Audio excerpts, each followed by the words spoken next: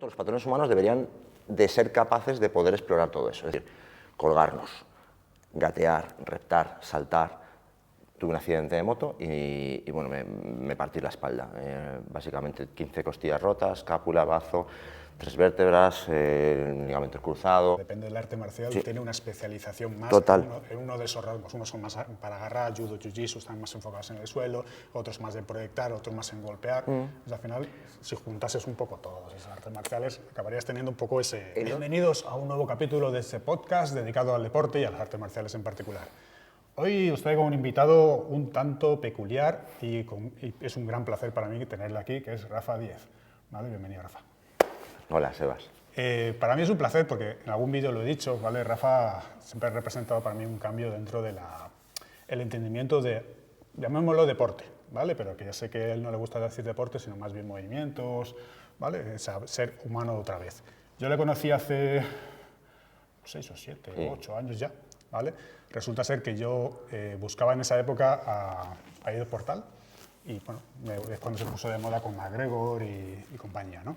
Y un día mi gimnasio y su escuela, las dos escuelas, estaban muy cerca, 500 metros prácticamente, pero no nos conocíamos. Y un día pasando corriendo por delante di, Ido Portal, y dije, ¿cómo? ¿Cómo puede ser que Ido Portal lo estoy buscando? Lo tengo justo al lado de mi escuela. Y entramos y a partir de ahí pues nació una pequeña y bonita amistad, pequeña no, es una gran amistad, ¿vale? Y trabajamos. Entonces, Rafa, vamos a hacerte una pequeña introducción, ¿vale? ¿Quién es Rafa Díez? Joder, empieza fuerte, ¿eh? Con la frase, o sea...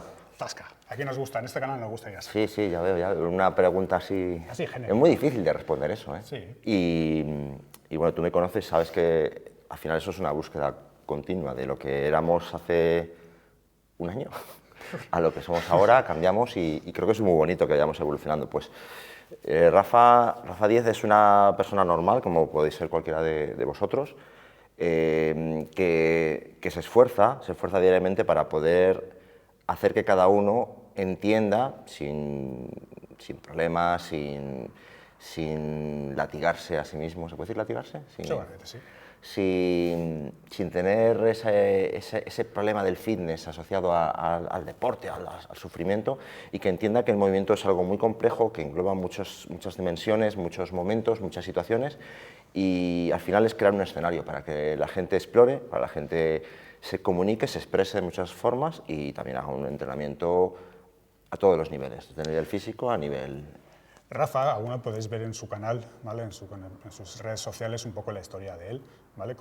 Porque Rafa no ha hecho deporte a este nivel durante toda su vida. O sea, realmente hay un punto de inflexión donde volvió a nacer, literalmente, Sí. ¿vale? Y es cuando dedicó su tiempo a todo esto, ¿no? Entonces, haznos un pequeño resumen rápido. Bueno, Rafa, yo toda mi vida he hecho, pues como creo que mucha gente, pues de todo tipo de deportes, practicante, y, bueno, compitiendo en algunas cositas, pero múltiples deportes, es decir, que tú creías que estaba bastante bien físicamente. Pero es verdad que justamente un año después de casarme tuve un accidente de moto y bueno, me partí la espalda, básicamente 15 costillas rotas, escápula, bazo, 3 vértebras, ligamentos cruzados, bueno, lo normal. 2 neumotoras. La típica lesión de gimnasio. Vamos. No, realmente me dijeron que, bueno, me tuve que despedir 3 veces de mi familia porque no llegaba, no pasaba las 24 horas. Y bueno, ha sido duro, ya hablo más cómodo de ese tema, pero bueno, fue una época muy complicada en mi vida y tuve muchos cambios a niveles muy profundos de mi entender, porque yo pensaba que estaba físicamente bien y bueno, que realmente no me enteré. Y bueno, pues las secuelas que me dejaron eso, estuve pues, casi un año para volver a andar y bueno, los médicos son muy claros muchas veces y te dicen que te vas a morir y luego te dicen que vas a estar con suerte tetrapléjico y luego hemipléjico y luego te dicen que cabrón, este no se muere, pues vamos a ver qué ocurre, pero date cuenta que tus años finales de tu vida van a ser en silla de ruedas. Y yo me resistía a eso. Entonces yo me empecé a darle, a pensar, a entender y a empezar de cero. Creo que muchas veces que cuando nos lesionamos o cuando tocamos fondo en alguna de nuestras facetas de nuestra vida, pues solo podemos ir hacia arriba. Entonces, para mí fue un cambio de entender todo, de decir esto funciona, esto no, y sobre todo tener tiempo para enfocarme y para discriminar un poco lo que creía que funcionaba y sobre todo lo que no funcionaba. Entonces me di cuenta que había mucho que era ilógico, que era irracional y que no tenía sentido y que no funcionaba para un perfil como el mío. Y investigué, viajé, me empecé a formar y me formé ya a nivel tanto académico como a nivel personal, con creo que lo mejor que había en ese momento y un poco el fruto de eso, la destilación de todo eso es lo que quiero mostrar aquí pues en diferentes niveles. Pensar una cosa, estamos hablando de no es la típica lesión de gimnasio, como está gastando la broma, de que en mi caso te partes del menisco, te operan y sufres un poquito y más o menos lo llevas. Estamos hablando de, te han dicho que te vas a morir varias veces, te han dicho que bueno, si no te mueres te quedas en una silla de ruedas, tampoco ha sido el caso, y si veis moverse a Rafa en la actualidad, ¿vale? Durante todo ese proceso, no te cabe en la cabeza el hecho de decir, tendrás que estar muerto, tendrás que estar en una silla de ruedas como poco, es decir, o sea, que ese nivel de autosuperación, de conocimiento y tal, o sea, cuando nos quejamos de que no podemos entrenar o que tenemos cualquier dolencia o cosa que me impide o sobrepeso, bla, bla, bla, bla, excusa, excusa, excusa, aquí tenemos un ejemplo de decir, la excusa esta la pones tú, ¿vale? No es eso. Sí, sí, el cuerpo humano es muy duro, ¿eh? Yo pensaba que, a ver, a mí se me pasaba por la cabeza muchas cosas. Yo siempre le digo a la gente que haga el ejemplo de esta noche, no te muevas, porque a mí me dijeron, no te muevas, no te puedes mover, no te podemos operar porque tenemos que ponerte unos tornillos y unas placas en la columna, te faltan 3 vértebras, tienes la médula al aire. Entonces, si te mueves, ya ves que estás en la cama y te giras. Yo tenía un miedo, digo, ya verás, me voy a quedar dormido, me voy a girar y clac, y se acabó. Porque me dijeron, tienes la médula al aire, entonces no te muevas. Te drogan, te sujetan la cama, te ponen... Pero yo tenía un pánico a quedarme dormido y te tienen que mover entre 6 y 7 personas para que no haya ningún mínimo movimiento, porque todo eso, estaban aniquiladas las vértebras. Entonces, yo le digo a la gente que piensen esta noche en simplemente mirar el techo. Me acuerdo todavía de los 39 puntitos que había en el techo de gotelé que había ahí, y estuve casi un mes, 29 días, sin mover ni siquiera el cuello. Que perdí 14 kilos de músculo y realmente te replanteas mucho en tu vida y luego empiezas otra vez a... Ya te digo, que empezar de cero, muchas veces yo siempre le digo a la gente que lo que dices, las excusas, bueno, es que todo el mundo tenemos excusas, todo el mundo tenemos situaciones y para mí son importantes o no en ese momento. Entonces yo respeto a todo el mundo, el peso, el cansancio, las pequeñas lesiones, que en ese momento para cada persona son importantes. Pero como tú dices, son excusas. Ahora, todo depende del objetivo y lo que quieras hacer. Entonces, bueno, pues es un poco relativizar. Es curioso, mira, nosotros en SILAT tenemos pues, trabajos de meditación y demás, ¿no? Yo recuerdo en un curso con Steve que lo dijo, la primera vez que hacíamos meditación con él, o sea, y estábamos en Ávila, en un sitio y tal, y nos dije, hoy vamos a empezar con la meditación. Os vais a estar quietos, completamente quietos durante 2 horas. 2 horas. Estamos hablando de días, ¿vale? 2 horas. Para nosotros, yo recuerdo la primera día de meditación, estar 2 horas inmóvil, sin pestañear, sin nada, tentaba la mosca, tentaba el sudor, tal, era como imposible prácticamente, fue muy, muy duro, ¿vale? O sea, hacer el trabajo en casa, estaros media hora solo sentados sin moveros. Ya ves lo que sucede con el cuerpo, realmente, o sea, cuando tu vida va en ello... El cuerpo, a mí me pasa, supongo que todos los que empezamos con esto, es como que intentas mover a ver si, bueno, esto está todavía vivo y lo activas y dices, no te muevas, no te muevas. Sí, no. Entonces esa lucha de, lo estoy haciendo bien, lo estoy haciendo mal. A ver, el cuerpo humano, ya te digo que en mi caso tuve mucha suerte, a mí me lo han dicho muchas veces y mi médico me dijeron, vamos, tuviste muchísima suerte, porque luego tuve que volver a ingresar porque se me volvió a perforar el pulmón otra vez. Bueno, al final, yo qué sé, yo creo que fue un momento de mi vida y eso cambió todo drásticamente de mi percepción de lo que era el movimiento. Por eso, cuando veo gente muy especializada en el mundo del deporte, me doy cuenta de que tiene muchas carencias en muchas cosas. Ahí por donde quiero ir. O sea, una pregunta fácil para ti. Como me gusta a mí. ¿Qué significa para ti movimiento, Rafa?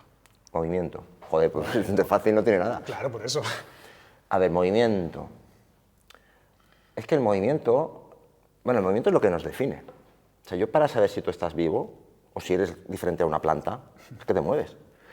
Precisamente tienes un cerebro que te ayuda a moverte. Es decir, por alguna razón, no es transportar objetos, no es levantar cosas, no es ir de aquí a allá, eso es la definición, pero el movimiento, sobre todo cuando no lo consigues, cuando no lo tienes, porque cuando lo das por hecho está claro que el movimiento es algo que te viene heredado, pero cuando el movimiento lo creas, por exploración, por adaptación de patrones, por técnicas de artes marciales, por movimientos que se te resisten, cuando de repente lo encuentras, cuando lo haces tuyo, cuando lo integras, pues es algo mucho más complejo que simplemente ejecutar una traslación, una locomoción, un mover un peso, o que un deporte, porque hay gente que juega muy bien al hockey, al fútbol, al baloncesto y no tienen ni idea de lo que es el movimiento, porque el movimiento es algo muchísimo más complejo.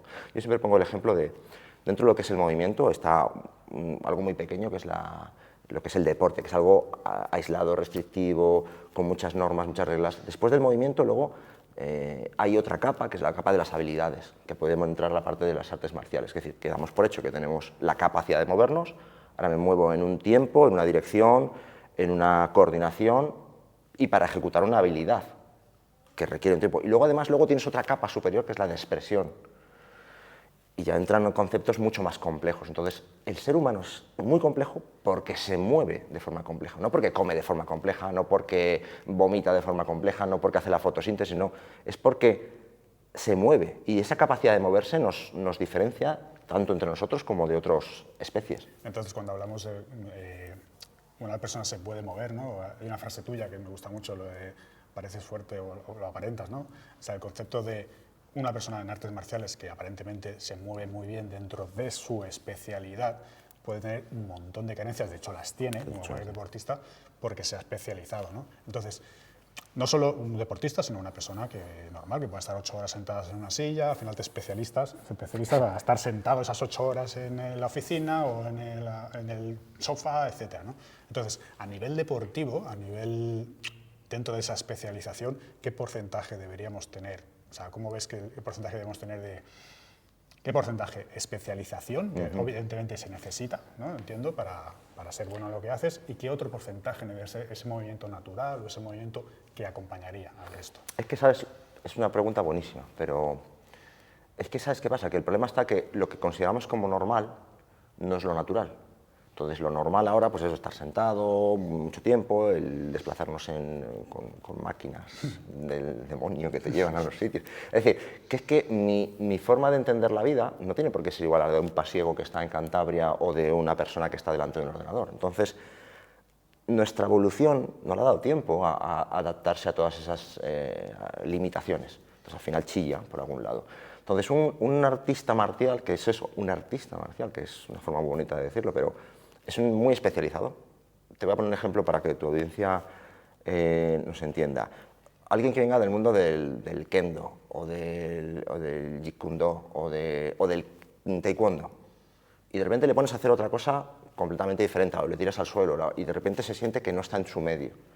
Primero por costumbre y segundo por especialización. Entonces, al final un generalista es aquel que sabe adaptarse, que es el problema que hemos tenido como humanos, que como especie, que somos pues, muy vergonzosos como humanos, ¿no? Que no sabemos adaptarnos. Entonces, muchas veces cuando te acuerdas cuando entrenamos que cambiamos cosas, ponemos variables nuevas, hacemos privación sensorial, alguna cosa que dices, ostras, lo sé hacer, pero ¿por qué me molesta tanto cuando lo hago con la otra mano, cuando lo cambio me quitas el ojo?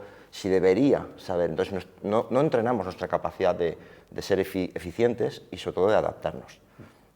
¿Por qué? Porque simplemente es por fastidiar, por decir, voy a hacerlo de esta forma que es diametralmente contraria a la que me han enseñado o la que he aprendido. ¿Por qué? Porque así me pongo en ese reto. Entonces, yo lo que opino es que un artista o una persona que se dedica a una especialización paga un precio. Entonces, ¿es bueno en una cosa? Perfecto.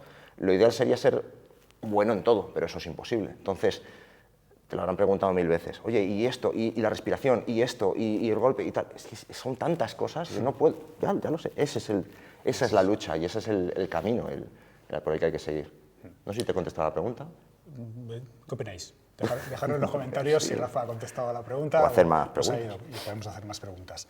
Entonces, Rafa, ¿qué patrones de movimientos deberían tener todos los humanos, independientemente de que hagan artes marciales, hagan danza o hagan tal? Patrones de movimiento. Vale, definamos patrones. En mi opinión, el gran problema que tenemos es que trabajamos o que nos movemos o que estamos acostumbrados a unas situaciones previsibles.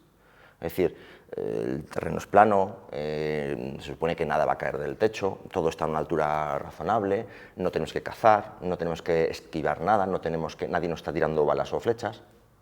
Entonces, queremos entrenar durante 20 minutos el ser capaces de hacer esto, pero no es cierto, no es realista. Entonces, tampoco digo que sea bueno estar todo el día en esa situación, pero el movimiento, los patrones humanos deberían de ser capaces de poder explorar todo eso, es decir, colgarnos, gatear, reptar, saltar, llevar objetos pesados. Y todos los deportes, todos se llenan la boca diciendo, no, es que yo hago, nosotros hacemos porque nosotros para la vida real, ¿qué vida real ni qué vida real? Entonces, patrones humanos, para mí los básicos tienen que ser unas locomociones naturales, que son con las que empezamos, siendo unas babosas, que arrastrándonos, luego empezamos a hacer unos movimientos de cuadrupedia, que son los grandes olvidados, los gateos, en todas sus versiones, en todas sus dificultades, las locomociones naturales, que pueden ser desde saltos, desde recepciones, y luego utilizar los miembros superiores, que son colgarse, subir, no hacer dominadas, sino subirnos a la barra, hacer equilibrio, hacer traslados,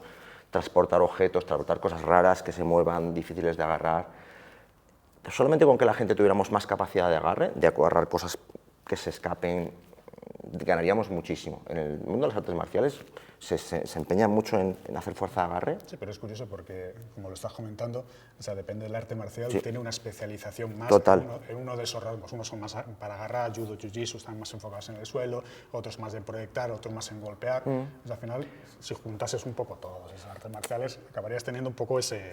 Cuando estaba viniendo lo estaba pensando porque yo vengo de haber practicado desde kickboxing, aikido, que al final no hay nada que digas, wow, pero sabes que hay cosas que son inútiles para una cosa, buenas para otra cosa, harías contraforma, dices, venga, artes marciales mixtas, o jiu-jitsu, o nada hay, menos una que tú y yo sabemos, en la que se cumplan todos esos espectros. Además, cuanto más amplio sea tu espectro y más abierto estés, mejor, porque tienes que entender que no están las reglas en ese sentido. Entonces, yo siempre me encanta cuando de repente un alumno o alguien lo hace de una forma diferente o lo hace, anda, pues no me habría ocurrido.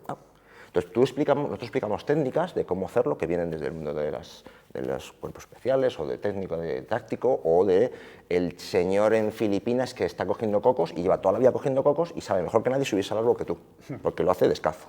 O el pasiego que corta leña.